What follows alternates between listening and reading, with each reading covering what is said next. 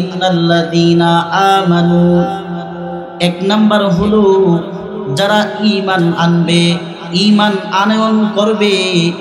ইন্নাল্লাযীনা আমানু, যারা ঈমান আনবে। দুই নাম্বার গুণ হলো যারা ওয়া আমিলুস সালিহাত, যারা সৎ আমল করবে। কানাত লাহুম জান্নাতুল ফিরদাউসি নুজুলা। আল্লাহ পাক রব্বুল আলামিন বলে ওই সমস্ত বান্দা বান্দীদেরকে যারা এক নাম্বার ঈমান আনবে, দুই নাম্বার আমার যেই বান্দারা সৎ আমল করবে, এই দুই গুণ যেই বান্দা এবং বান্দি অর্জন করবে, আল্লাহ পাক কোরআনুল কারীমের মধ্যে সূরাতুল কাফে 107 নম্বর আয়াতে আমার আল্লাহ জানায় দেয় এই সমস্ত বান্দা বান্দীদেরকে আল্লাহ তাআলা জান্নাতুল ফেরদাউস দান করবে। মানুষগুলো এই আয়াতের পরের শব্দে আল্লাহ তাআলা বলে খালিদিনা ফিহা, তারা সেখানে থাকবে। এই যে দুনিয়ার মধ্যে আমরা এসেছি, আমাদের জীবনের একটা পরিসমাপ্তি আছে। আমরা যখন দুনিয়া থেকে বিদায় হয়ে যাব, দুনিয়া থেকে বিদায় হওয়ার পরে আমার বাবারা, এরে আমার বৃদ্ধ বাবারা, ও আমার পরদার অন্তরের আমার আম্মাজানেরা, কানটা খাড়া করে শোনেন। আল্লাহ তাআলা বলে খালিদিনা ফিহা, সেখানে আমার বান্দা বান্দিরা চিরকাল থাকবে। লা ইয়াবগুনা আনহা হিওয়ালা, এতটুকু শব্দের তাফসিরে মারিফুল কোরআনের মধ্যে লেখে মানুষের স্বভাব হলো, মানুষের সিস্টেম হলো, এক খাবার বারবার খাইলে পরে মন চায় না, আর খাইতে ভালো লাগে না। এক জায়গায় বারবার গেলে পরে এই জায়গাটা আর ভালো লাগে না। এই আয়াতের তাফসিরে মারিফুল কোরআনের মধ্যে লেখে জান্নাত হবে এমন একটা জায়গা, দুনিয়ার মানুষগুলো বাবা যখন জান্নাতের মধ্যে যাবে, জান্নাতে যাওয়ার পরে এই আয়াতের তাফসিরের মধ্যে লেখে দুনিয়ার মানুষের স্বভাব হলো এক খাবার বারে খাইলে আর ভালো লাগে না, এক স্থানে বারবার গেলে আর মানুষের ভালো লাগে না। কিন্তু জান্নাত এমন একটা জায়গা হবে যেই জান্নাতের মধ্যে গেলে পরে মানুষ আর কোনোদিন আসতে মন যাবে না। সুবহানাল্লাহ। আল্লাহ পাক রব্বুল আলামিন ডাইকা বলে এমন জান্নাত যে ব্যক্তির মধ্যে দুইটা গুণ থাকবে। এক নাম্বার ভালো, এক নাম্বার হলো যাদের ঈমানটা বড় তাজা হবে, মজবুত হবে। বলে ঈমানটা কেমন মজবুত? প্রিয় হাজিরিন, আপনাদের খেদমতে নবীজির একজন সাহাবী, আল্লাহর নবীজির একজন সাহাবী হযরতে মুসআব ইবনে উমাইর রাদিয়াল্লাহু তাআলা আনহু ছোট্ট একটি জীবনী, ছোট্ট একটি ওয়াকিয়া পাঠ করলে বুঝবেন নবীজির সাহাবী হযরতে মুসআব ইবনে উমাইর রাদিয়াল্লাহু তাআলা আনহুর ঈমানটা কেমন ছিল। হযরতে মুসআব ইবনে উমাইর মক্কার মধ্যে এমন একজন ব্যক্তির ছেলে। হযরত মুসআব হলো মক্কার মধ্যে শ্রেষ্ঠ যুবক, মডেল একজন যুবক। তাফসিরে কিতাবের মধ্যে লেখে আরব দেশের মধ্যে 12টা ব্যক্তির সঙ্গে নবীর চেহারা মিল খাইতো, নবীর সঙ্গে কিছু কিছু মিলতো। তার মধ্যে মুসআব এমন সুন্দর, এমন স্মার্ট একজন ব্যক্তি ছিল, এমন একজন সুন্দর সুদর্শন যুবক ছিল। দেখতেও সুন্দর ছিল, তার কথাও সুন্দর, চেহারাও সুন্দর। এই মুসআব আমার নবী সাল্লাল্লাহু আলাইহি ওয়াসাল্লাম যখন মক্কার মধ্যে 40 বছর পরে যখন আল্লাহ তাআলা নবুয়ত দান করলেন, নবুয়ত দান করার পরে মানুষগুলো যখন শুনলেন একজন আল্লাহ পাকের পেয়ারা বান্দা দাবি করতেছে, নবীজির আল্লাহ পাকের পেয়ারা বান্দা নবী দাবি করতেছে, মক্কার মধ্যে মানুষের কানে কানে যাইতেছে। মক্কার মানুষগুলো তখন বারবার এদিকে সেদিকে আলোচনা হচ্ছে। মুসআব ছিল কুরাইশ বংশের একজন। সমস্ত মানুষের মাঝে যখন আলোচনা হলো, একজন ব্যক্তি আল্লাহর খুদার রসুল দাবি করতেছে। সে বলতেছে আল্লাহ ছাড়া আর কোনো মাবুদ নাই, লাখ মানাতের পূজা করা যাবে না, মূর্তির পূজা করা যাবে না, এক আল্লাহর গোলামি করতে হবে। একজন মানুষ, আবার তার নাম হলো, উপাধি হলো আল আমিন। মুসআবের কানে যখন এই কথা আসলো, মুসআব এমন একজন যুবক ছিল, মুসআব ছিল মক্কার যুবকদের আইডল, এমন ধনী। তাফসীরে কিতাবের মধ্যে লেখে মুসআব সব থেকে দামি দামি দামি দামি জুতা পরত, সব থেকে দামি দামি জামা গায়ে দিত, সব থেকে দামি দামি দামি দামি সুগন্ধি মুসআব ব্যবহার করত। সুদর্শন যুবক, বুদ্ধি ভালো, দেখতে ভালো, বংশেও ভালো, আবার ধনী বাবার সন্তান। মুসআবের কানে যখন আওয়াজ আসলো মক্কার মধ্যে মুহাম্মদ নামে এক ব্যক্তি আসছে, সে নাকি আবার আল আমিন উপাধি, আবার সে নবী দাবি করে, সে বলে উজ্জার পূজা করা যাবে না, আল্লাহ মানাতের পূজা করা যাবে না, মূর্তির পূজা করা যাবে না, আল্লাহ এক, আল্লাহ ছাড়া আর কোনো মাবুদ নাই। মুসআব মনে মনে ভাবলেন, আমি একদিন সেই ব্যক্তির কাছে যেতে চাই। দারুল আরকামে নবীজি অল্প কিছু সাহাবীদেরকে নিয়া, এই আমার বাজানেরা কানটা খাড়া করিয়া শুনেন, ঈমান কেমন দামি জিনিস, সাহাবীদের ঈমান কেমন ছিল, রাসূলের সাহাবী মুসআব ইবনে উমাইরের ঈমানটা কেমন ছিল। এই মুসআব দারুল আরকামের মধ্যে নবীজির কাছে গেছে। নবীজি এমত অবস্থায় সালাত আদায় করতেছিল। সালাত আদায়ের পর মুসআবের সঙ্গে নবীজি সাক্ষাৎ করলেন, মুসআবের সঙ্গে নবীজি বুক মিলালেন, মুসআবের সঙ্গে নবীজি কথা বললেন। সাহাবীদেরকে দারুল আরকামের মধ্যে নবীজি তালিম দিতেছে। সঙ্গে সঙ্গে মুসআব তো জ্ঞানী যুবকের নাম, মুসআব সেই জায়গায় বসিয়া বসিয়া নবীজির তালিম শুনল। যুবক ভাইরা, বৃদ্ধ বাবারা, কানটুকু ভালো করে খাড়া করিয়া শুনুন।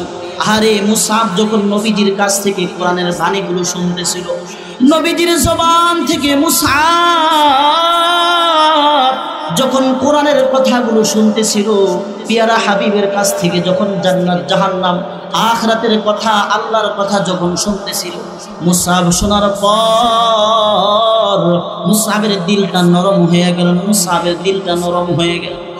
বয়ানের পরে, নবীজির আলোচনার পরে মুসআব নবীজির হাতে হাতটা রাইখা মুসআব বলে, নবীজি আমি তো এসেছি আপনাকে দেখার জন্য, আপনার সাথে কথা বইলা, আপনার বয়ান শুই না, আপনার কথাগুলো শুই না, আমার মনে হলো দুনিয়ার মধ্যে মানুষ যে মূর্তির পূজা করতেছে, মানুষ গাছের পূজা করতেছে, মানুষ মাছের পূজা করতেছে, আপনি যে আল্লাহ পাকের পিয়ারা হাবিব, এর মধ্যে কোনো সন্দেহ নাই। ওগো নবী, আমি মুসআব এসেছি আপনাকে যাচাই বাছাই করার জন্য। নবী আমার মনে হলো আপনি আসলে সত্য নবী, সত্য নবী, সত্য নবী।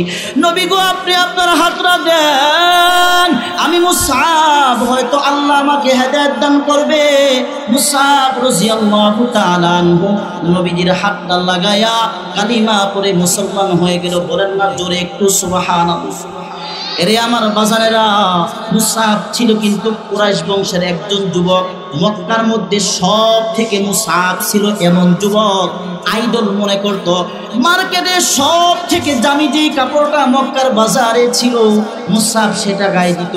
সুগন্ধি সব থেকে বেশি দামিটাই দিত। যখন মুসআব জুতা কিন্তু তার বাবা, তো মুসআবের জন্য সব থেকে দামিটাই কিন্তু। ধনী বাবার সন্তান ছিল মুসআব। মুসআবের মা ছিল আরো কঠিন মেধার প্রখর অধিকারী, কুরাইশ বংশের নারী ছিল।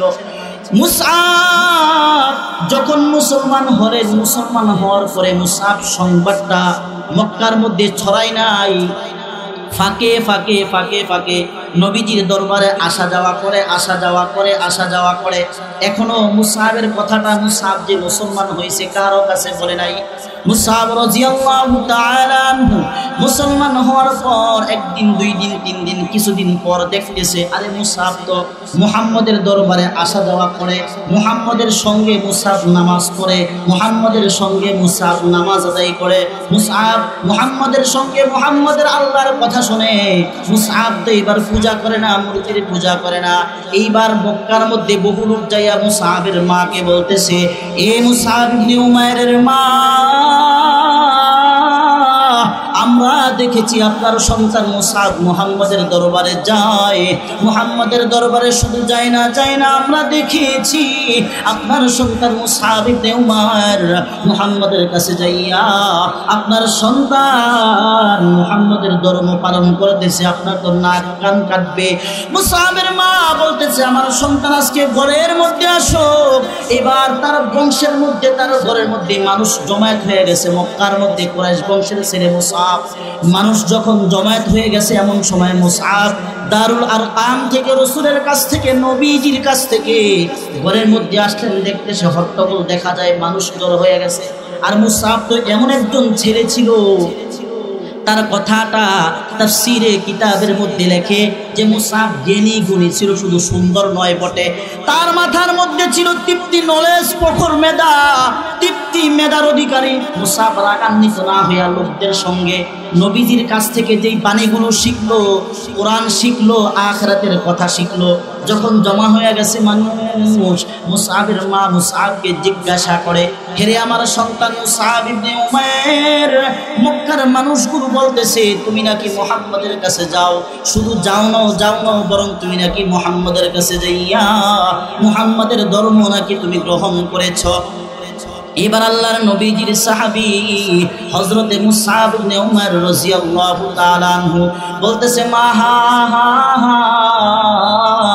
আমি মুহাম্মাদের কাছে যাইয়া আমি এক আল্লাহর উপর ঈমান এনেছি, মুহাম্মদ সাল্লাল্লাহু আলাইহি ওয়াসাল্লামের আল্লাহর নবী, আমি তার উপর ঈমান এনেছি। মুসআব রাদিয়াল্লাহু তাআলা আনহুর মা এই কথা শুনিয়া মুসআবের উপর রাগ হইয়া গেলেন, মুসআবকে টাইনা হেসরার মধ্যে আটকালো। লোকজন সবাইকে বলল মুসআবকে ঘরের মধ্যে বন্দী করো। মুসআব রাদিয়াল্লাহু তাআলা আনহুকে ঘরের মধ্যে বন্দী করলেন অনেক দিন। মুসআব রাদিয়াল্লাহু তাআলা আনহুকে ঘরের মধ্যে বন্দী করিয়া রাখছে। আরে বাবা একটু কানটা খাড়া করিয়া শুনেন, আমি যে আয়াতে কালিমা তেলাওয়াত করেছি আল্লাহ তাআলা বলেছে ইন্নাল্লাযীনা আমানু, দুইটা জিনিস লাগবে বাবা আল্লাহর জান্নাতুল ফেরদাউস পাইতে হলে। এক নাম্বার হলো খাঁটি ঈমান লাগবে, দুই নাম্বার হলো আমলে সালেহ লাগবে, সৎ আমল লাগবে। এরে আমার যুবক ভাইয়েরা, বৃদ্ধ বাবারা, পর্দানিশীন আমার মা বোনেরা, একটু দিনের কানটা লাগায়া ভালো করিয়া শুনি। আজকে আমার ঈমানটা কেমন, আজকে আমার আমলটা কেমন। আজকে আমি হাজী সাহেব সাইজা বৈশা রয়েছি, আমি নিজেকে বড় মুসলমান দাবি করি। আমি সকালবেলা ঘর থেকে ঈমানটা লইয়া বের হই, বিকালবেলা আমার ঈমানটা চলে যায়, আমি একটু টের পাই না। আমি গাছের পূজা করি, মাছের পূজা করি বলে হুজুর কিভাবে করি? আরে আমার ঈমানটা এমন। সন্তান দেওয়ার মালিক কে? জুড়ে বলেন কে? বহু বট গাছে, বহু জায়গায় মানুষ মনে করে পীর বাবায় সন্তান দেওয়া মালিক। আল্লাহর সঙ্গে শিরিক হয়েছে কি হয় নাই? ঈমান কি আছে না গেছে? আরে বাবা সব কিছুর মালিক তো আমার আল্লাহ। কিন্তু আজকাল বহু মানুষ দেখা যায় ঈমানটা তাজা নয়, ঈমানটা খাঁটি নয়। আল্লাহর নবীজির সাহাবী হযরতে মুসআব ইবনে উমাইর মক্কার মধ্যে মডেল যুবক ছিল, ধনী পিতার সন্তান ছিল মুসআব। মুসআবের উপর নির্যাতন শুরু হয়ে গেছে। তারপর মাকে ডাইকা বলে, মা তুমি আমার উপরে যত নির্যাতন চালাইতে পারো, তবে মুহাম্মাদের কাছে যাইয়া আমি যেই ঈমান আনয়ন করেছি, আমার জীবন যাবে, রক্ত যাবে, আমি আমার মা হারাবো, আমি আমার বংশ হারাবো, আমি আমার সয় সম্পত্তি হারাবো। মা গো যেই ঈমান আমি মুহাম্মাদের কাছে যাইয়া আনছি, মা আমি সব ছাড়তে পারি। আমি মুহাম্মাদের যেই ঈমান আমি আনছি, আমি আল্লাহর উপর ঈমান ছাড়তে পারি না। আল্লাহু আকবার। এ যুবক, এরে আমার বৃদ্ধ বাবারা, ঈমান বড় দামি জিনিস, ঈমান বড় দামি জিনিস। হযরতে মুসআব রাদিয়াল্লাহু তাআলা আনহুর কথা আবার আমরা ফিরে যাই। এই মুসআবের মা অনেক দিন মুসআবকে যখন বন্দী করে রেখেছে, অনেক বডিগার্ড দিয়া মুসআবকে বন্দী করে রাখা হয়েছে। মারতে ঘরের মধ্যে মুসআব মুসআবকে বন্দী করে রাখা হয়েছে। অনেক দিন পর হযরত মুসআবকে বলতেছে, সন্তানকে তো অনেক দিন বন্দী করে রাখছি, এবার একটু ছেড়ে দেই। মুসআবের মা একটু মুসআবকে ছেড়ে দিয়েছে লোকারের মধ্যে। মুসআব অনেক দিন নবী দরবারে যায় না, নবীর কথাগুলো শুনতে পারে না। এই সুযোগ পাইয়া হযরতে মুসআব রাদিয়াল্লাহু তাআলা আনহু নবীজির দরবারে দারুল আরকামের মধ্যে চলে গিয়েছে। যে বলে, নবীজি আমার অনেক দিন যাবত আমার মা, আমি যে ইসলাম ধর্ম গ্রহণ করেছি আমার মা জেনে ফেলেছে। নবী গো, এজন্য আমাকে বন্দী করে রেখেছে, এজন্য আপনার দরবারে আসতে পারি নাই। এমন সময় মদিনা থেকে নবীজির কাছে অনেকগুলো লোক আসছে। বলে, নবী, আমরা তো আপনার উপরে ঈমান আনছি, কিন্তু আমরা আল্লাহর কথাগুলো, আখিরাতের কথাগুলো, কোরআনের কথাগুলো মানুষকে বুঝাইতে পারতেছি না। এদিক দিয়া মক্কার মধ্যে খুব অবস্থা চলতেছে, গুরুত নবীজির উপরে অত্যাচার, জুলুমের স্টেন্ডুলার চলতেছে। এমন সময় মদিনা থেকে কিছু লোক আসছে। এমনি সময় আবার মুসআব নবীজির কাছে গেছে। নবীজি মুসআবকে বলতেছে, একজন জ্ঞানী গুণী সুন্দর ভালো যুবককে আমি মদিনায় পাঠাতে চাই। আমার মনে হয় মুসআব যেহেতু একজন ভালো, দেখতে শুনতে ভালো দেখা যায়, কথাও সুন্দরভাবে বলতে পারে, তার মধ্যে জ্ঞানও ভালো আছে। নবীজি বলে, এ মুসআব, আমি তোমাকে মদিনার মধ্যে পাঠাইতে চাই। নবীজির কথা যখন নবীজি বলল, মুসআব বলে, নবীজি, হ্যাঁ, আপনি যদি আমাকে পাঠান আমি মদিনায় যেতে চাই। এরে আমার যুবক ভাইরা, বৃদ্ধ বাবারা, কানটা ভালো করে খারাপ হইয়া শুনুন। হযরতে মুসআব রাদিয়াল্লাহু তাআলা আনহু মদিনায় হিজরত করে চলে গেল। নবী যাওয়ার পূর্বেই, মক্কা থেকে মদিনায় নবীজি হিজরত করার পূর্বেই হযরতে মুসআব মদিনায় যাইয়া আল্লাহর কথা বলতেছে, নবীজির কথা বলতেছে। কিতাবের মধ্যে লেখে প্রায় 150-র উপরে মুসআব যাইয়া মদিনার জমিনকে ইসলামের জন্য উর্বর করে ফেলেছে। মুসআব যাইয়া মানুষকে আল্লাহর কথা বলেছে। লাখ মানাতের পূজার বিরুদ্ধে বলেছে, গাছের পূজা ছাড়তে বলেছে, মাছের পূজা ছাড়তে বলেছে, আল্লাহ আর কোনো উপাস্য নেই, আল্লাহ ছাড়া আর কোনো ইলাহ নেই, আমাদের আল্লাহ এক, মূর্তির পূজা করা যাবে না, গাছের পূজা করা যাবে না, মাছের পূজা করা যাবে না। মুসআব এভাবে দাওয়াত দিতে দিতে প্রায় 150-র অধিক মানুষকে ঈমানের দাওয়াত দিয়ে নবীজির উম্মত বানিয়ে ফেলেছে। বলেন না সুবহানাল্লাহ। এরা আমার যুবক ভাইরা, তারপরে আরো কঠিন কথা আসতেছে। যে মুসআব মার্কেটের সব থেকে দামি জিনিসটা করত, ভালো ভালো পারফিউম মুসআব গায়ে দিত। মক্কার মধ্যে সবচেয়ে আইডল ছিল মুসআব। এমন কুরাইশ বংশের একজন যুবক ছিল। আহা, মক্কা থেকে আমার নবী মদিনায় হিজরত করলেন। হিজরত করার পর উহুদের যুদ্ধের মধ্যে হযরতে মুসআব রাদিয়াল্লাহু তাআলা আনহু, উহুদের যুদ্ধের মধ্যে ইসলামের পতাকা নবীজি ভাবতেছে, কাকে দেওয়া যায়। সবাই এক বাক্যে উত্তর দিল, ওগো আল্লাহর নবীজি,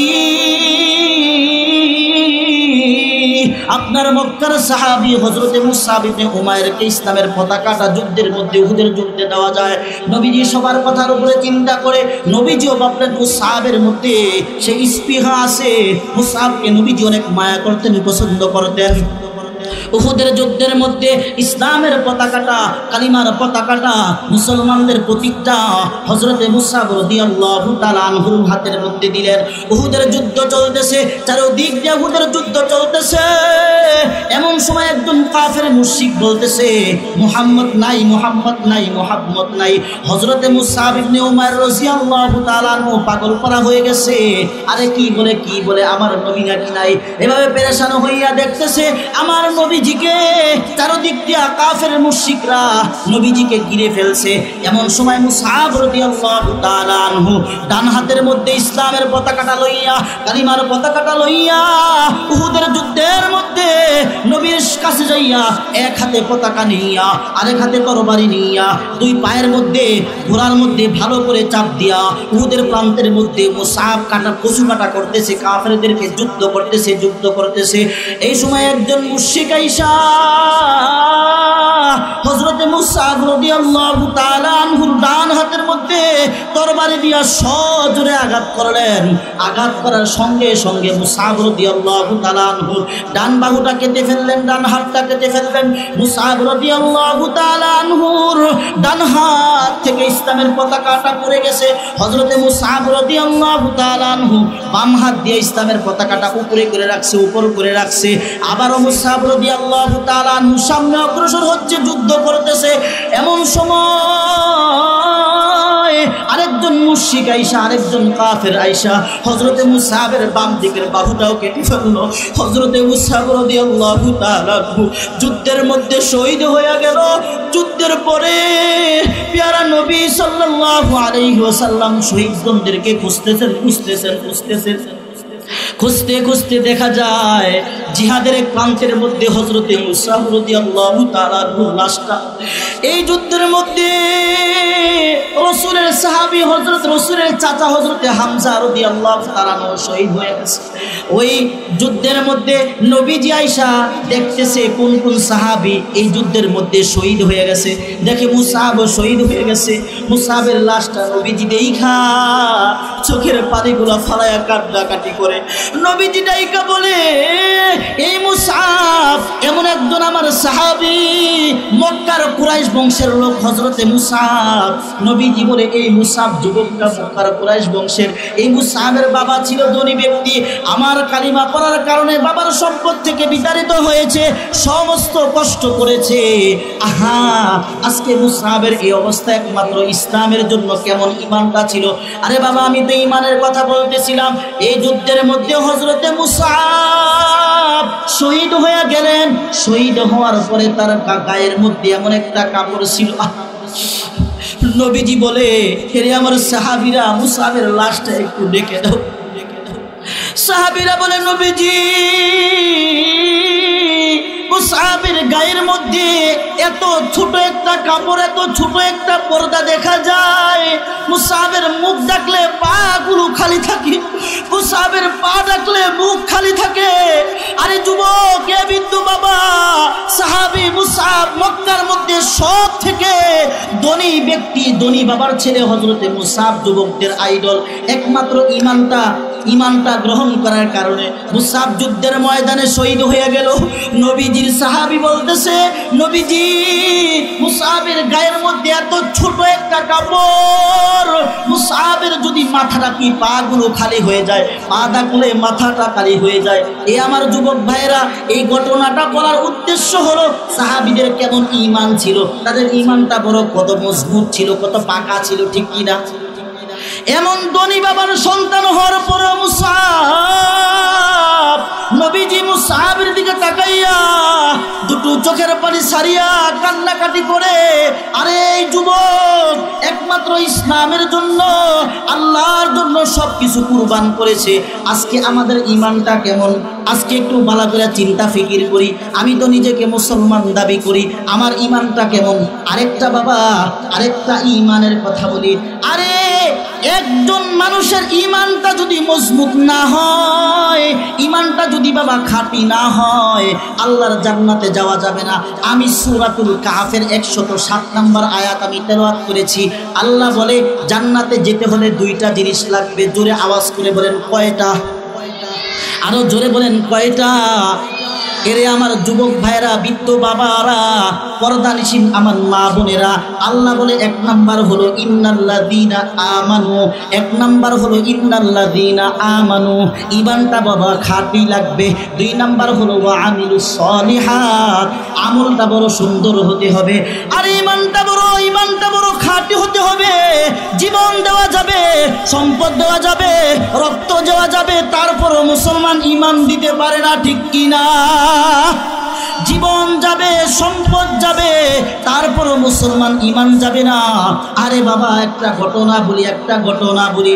আল্লাহ পাকের একজন পেয়ারা বান্দা, 3 জন যুবক ভাই ছিল। ঘটনাটা কিতাবের মধ্যে লেখে, 3 জন ভাই, 3 জন যুবক ছিল। এই 3 জন যুবক এক দেশের মধ্যে মানুষকে কোরআনের কথা বলতো, ইসলামের পথে দাওয়াত দিত। দাওয়াত দেওয়ার পর পর ওই দেশের বাদশা ছিল মুনাফিক, ওই দেশের বাদশা ছিল কাফের। এই ঘটনাটার মধ্যে লেখে ওই কাফের বাদশা 3 যুবক ভাইকে ডাইকা বলতেছে, তোমরা কি ঈমান ছাড়বা না তোমাদেরকে জীবনে মেরে ফেলবো? তোমরা যদি ঈমান ছাড়ো, তোমরা যদি খ্রিস্ট ধর্ম যদি তোমরা গ্রহণ করো, তোমাদেরকে বাড়ি দেওয়া হবে, তোমাদেরকে গাড়ি দেওয়া হবে, তোমাদেরকে রাষ্ট্রের কোনো পর্যায়ে মর্যাদা তোমাদেরকে উন্নতি করা হবে। 3 জন একই মায়ের সন্তান, 3 জন যুবক ভাই বলতেছে আমরা কোনো কিছু চাই না, আমরা ঈমান কোনোভাবেই ছাড়তে পারবো না। এবার বাদশা বলতেছে, এরে আমার উজিরের লোকগুলো, এই 3 জন ভাইকে তোমরা আটকায় ফেলো, তোমরা ধরে ফেলো। আমার রাষ্ট্রের মধ্যে তারা এক আল্লাহর গোলামি করে, তারা আমার কথা মানে না, তারা আল্লাহর গোলামি করে, তারা আমাকে খোদা মানে না। এইবার এই তার লোকগুলো এই 3 যুবক ভাইকে ধরে ফেললো। এবার বড় ভাইকে কাছে দেয় কামড়। এবার বড় ডেগের মধ্যে তেল গরম করতে করতে টকবক তেলের মধ্যে বলতেছে, বড় ভাইকে বলতেছে তুমি ঈমান ছাড়ো, আর না হলে তোমাকে এই তেলের মধ্যে নিক্ষেপ করা হবে।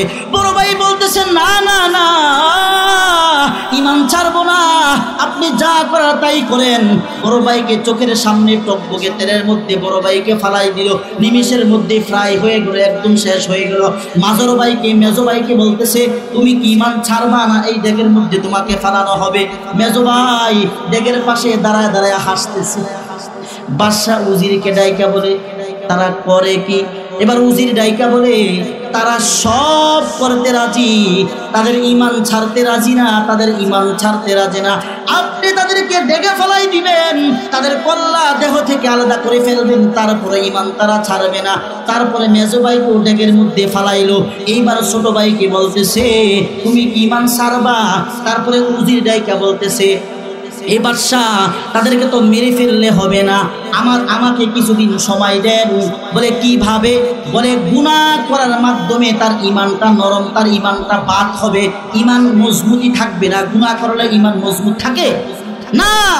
তখন ওই লোক বলতেছে, উজির বলতেছে বাদশা নামদার, গুনাহ করলে পরে জানি তাদের ঈমানটা মজবুত থাকবে না। বলে তাহলে কি করতে হবে? বলে ছোট ভাইকে মাইরেন না, আমাকে দায়িত্ব দেন। বলে আমার একটা রূপসী সুন্দরী মেয়ে আছে, দেখেন কত খারাপ মানুষ ক্ষমতার জন্য। বাদশাহ বলেছে তুমি যদি তাকে ফিরাইয়া খ্রিস্ট ধর্মের মধ্যে আনতে পারো, তাহলে তোমার প্রমোশন বাড়বে, তোমার পদমর্যাদা বাড়বে। মানুষ ক্ষমতার জন্য কখনো কখনো কত বড় পাপ করে, এমনও তো আমাদের দেশের মধ্যে আসে না নাই? এরে মুসলমান যুবক ভাইরা, বৃদ্ধ বাবারা, আমি বলতে চাই আমাদের দেশের মধ্যে দেখা যায় আউল বাউল ফাউল, তারা সুফিবাদের নাম দিয়ে তারা সরাসরি আল্লাহ এবং তার শানে বেয়াদবি করে। এই বাউল ফাউল তারা কখনো মুসলমান হতে পারে না, তারা কাজ্জাব, ঠিক কিনা? এই দেশের মধ্যে আউলার বাউল ফাউল তারা সরাসরি আমার আল্লাহর শানে বেয়াদবি করেছে। এই বাউলদেরকে বলতে চাই তোমরা সাবধান হও, আর না হলে 95% মুসলমানদের দেশের মধ্যে আল্লাহকে নিয়ে কথা বলবা, দাড়িওয়ালা টুপিওয়ালা পাগড়িওয়ালা নাইবে রাসূল আলেমরা থাকতে এই শাহজালালের জমিনে, বাংলার জমিনে কখনো কোরআনকে নিয়ে, নবীকে নিয়ে, আল্লাহকে নিয়ে যদি কেউ কথা বলে তাকে এই দেশে থাকতে দেওয়া হবে না। আমরা তার ফাঁসি চাই, ফাঁসি দিতেই হবে। আবুল সরকারকে ফাঁসি দিতে হবে, ঠিক কিনা? সে আমার আল্লাহর শানে বেয়াদবি করেছে। যেই কুলাঙ্গার আল্লাহর জমিনে আল্লাহর সঙ্গে বেয়াদবি করবে, আল্লাহর এই জমিনের উপরে তার থাকার কোনো অধিকার নাই। কি বলেন, ঠিক কিনা? আল্লাহর জমিন, ঈমানের কথা বলছিলাম। তারা বাউল ফাউল আর আউল জাউল যাই বলেন, স্বাধীনতার এতটা বছর হয়ে গেল, দেশ থেকে পাগল ছাগল কমে নাই, ঠিক কিনা? শত শত মা রক্ত দিয়েছে, মুসলমান রক্ত দিয়া এই দেশকে স্বাধীন করেছে। 95% দেশের মধ্যে স্বাধীনতার এত বছর পরও এই দেশের মধ্যে বহু পাগল ছাগল এখনো রয়ে গেছে, ঠিক কিনা? পাগল ছাগল থামবে না। দেশ যদি কোরআন দিয়া না চালানো হয় ততদিন পর্যন্ত পাগল ছাগল ঠিক হবে না। কি বলেন? আমরা একটা আওয়াজ আজকে বাটারচর থেকে বলতে চাই, বাটারচরের মানুষও ভালো করে শুনে রাখেন, যারা আল্লাহ এবং তার রাসূল স্বয়ং কোরআনকে নিয়ে কথা বলবে, এই জমিনে যেই আসুক, যেই সরকার আসুক, যেই আসুক, আমরা এগুলো পরোয়া করি না। আল্লাহর জমিনে আল্লাহর দ্বীন থাকবে, আল্লাহর কোরআন থাকবে, নবীর ইজ্জত থাকবে, আল্লাহর ইজ্জত থাকবে। এর বাইরে যে কথা বলবে তার কোনো ঠাঁই নাই, থাকবে না, ঠিক কিনা? এটাই আমাদের ঈমানের দাবি, এটাই আমাদের মূল কথা। প্রিয় হাজিরিন, যে কথাটা বলছিলাম, ওই ছোট্ট ভাইকে বলতেছে, উজির বলতেছে আমি তার দায়িত্ব নিলাম, আমাকে কিছুদিন সময় দেন। বলে কি করবা? বলে গুনাহ করলে পরে মুমিনের ঈমানটা থাকে না, ঈমান নরম হয়ে যায়, ঈমানের মধ্যে পরিপূর্ণতা থাকে না। গুনাহ করলে আস্তে আস্তে সে তখনই খ্রিস্ট ধর্ম গ্রহণ করবে। তো ওই উজির তার বাসায় নিয়ে গেল। তার একটা রূপসী মেয়ে আছে, বলতেছে মা একে নিয়ে আসলাম, যদি তুমি তাকে বশ করতে পারো তাহলে বাদশা নামদার বলেছে যে আমার প্রমোশন হবে, রাষ্ট্রীয় মর্যাদায় আমার পদ পদবি বাড়বে, আমার সম্মান মান মর্যাদা বাড়বে। ও মা, তুমি এই মুসলমান ধর্মের যুবকের ঈমানটা একটু গুনার মাধ্যমে ঈমানকে একটু ধ্বংস করতে পারো কিনা দেখো। তখন একটা ঘরের মধ্যে তারাবদ্ধ করে রাখলো, বলল এই যুবককে তার খিদা লাগলে মদ দিবা, খাবার চাইলে শুকরের গোশত দিবা। এই ঘরের মধ্যে আবদ্ধ করা হলো। 40 দিন পর্যন্ত যুবকরে আটকায় রাখছে, খানা দেয়, যুবক খানা খায় না।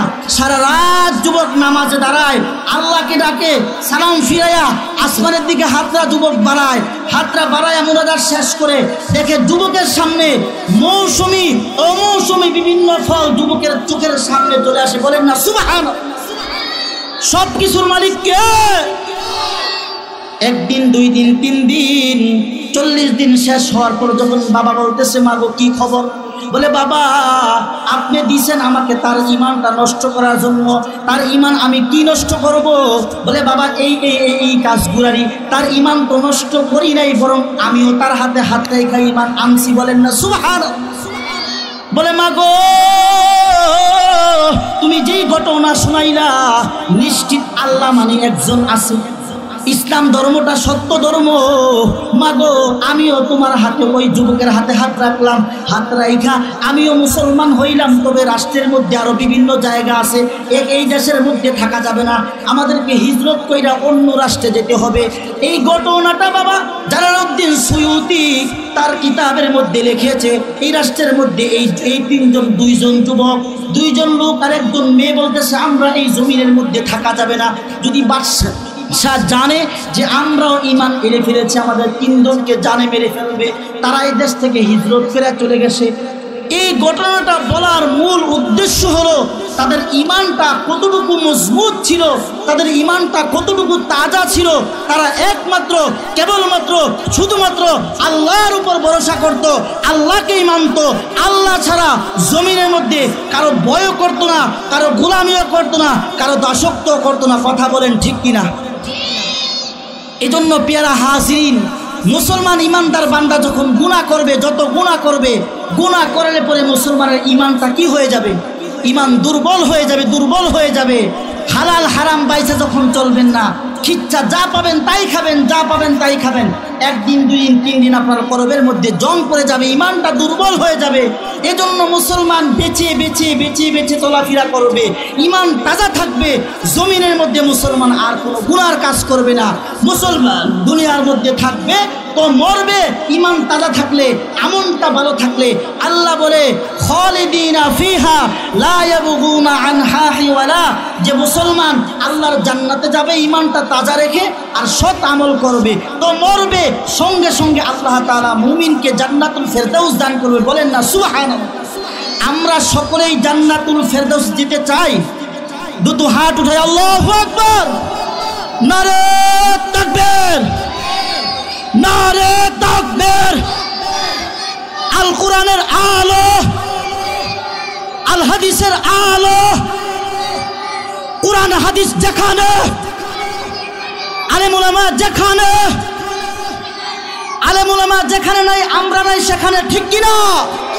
এই দেশ সুন্দর হবে, এই জাতি সুন্দর হবে। এই দেশের মধ্যে হাজারো উলামায়ে কেরাম, হাজারো মুসলিম, হাজারো মা বোনের রক্তের বিনিময় এই দেশকে স্বাধীন হয়েছে। এই স্বাধীন দেশের মধ্যে আল্লাহর কোরআন নিয়ে, আলেমদেরকে নিয়ে, নবীর বিরুদ্ধে, আলেমদের বিরুদ্ধে, কোরআনের বিরুদ্ধে যদি কেউ কথা বলে এই জমিনে তাকে থাকতে দেওয়া হবে না। এই মর্মে এই মাহফিল থেকে আমি একটা আওয়াজ দিতে চাই।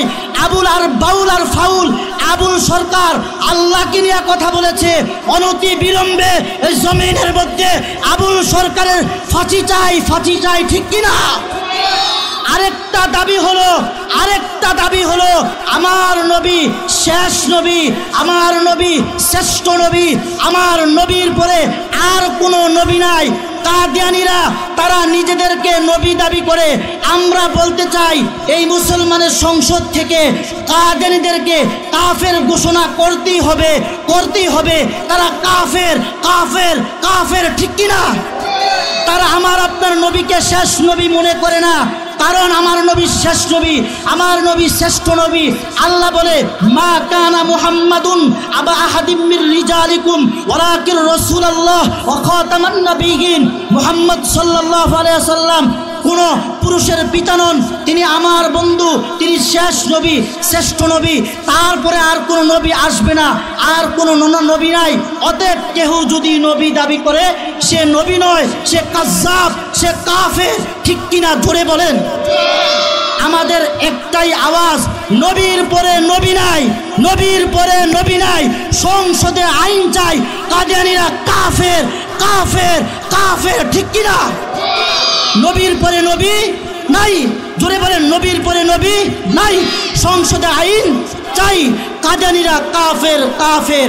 আল্লাহ তাআলা যে আলোচনাগুলো করলাম, আল্লাহ যেন আমাদেরকে আমল করতে পারি, ইমানটাকে মজবুত করে আমলটাকে সৎ এবং খাঁটি বানাইয়া আমরা যেন 3.5 হাত মাটির নিচে যেতে পারি।